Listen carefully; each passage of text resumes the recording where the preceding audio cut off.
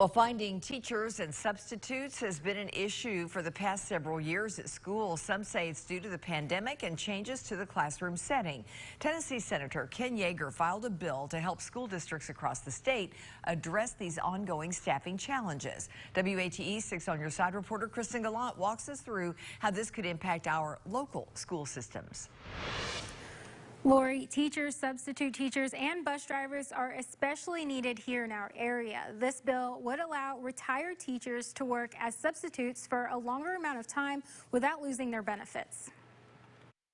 What this bill would allow is it would allow you to basically proxy retire at 30 years and draw your retirement benefit while then continuing to work for your full amount of days that you have, because currently you're only limited to work 120 days a year at a full rate of pay. Ryan Sutton with Anderson County Schools says their district has seen a staffing shortage. We do have open positions all over the district in grade levels all the way from pre-K all the way through our seniors in high school. They're trying to fill those positions with long-term substitutes, but those are hard to come by since most are retired teachers. We decided to subcontract our substitutes because some of our retired teachers actually worked more than 120 days for us, and that cut off their benefit for TCRS. Paula Hancock, president of the Knox County Education Association, says this new bill will relieve stress for the school system.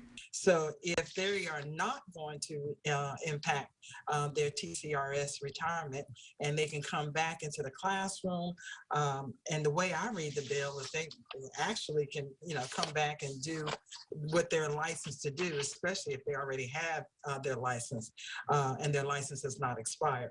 The goal is to give students a more consistent learning experience and remove barriers for retired teachers who want to substitute. When we take a look at it, when it's difficult, if teachers need to be out to take a sick day, and we can't find replacements like substitutes, that's very devastating to our students. That impacts, the learning of the student. It interrupts student learning.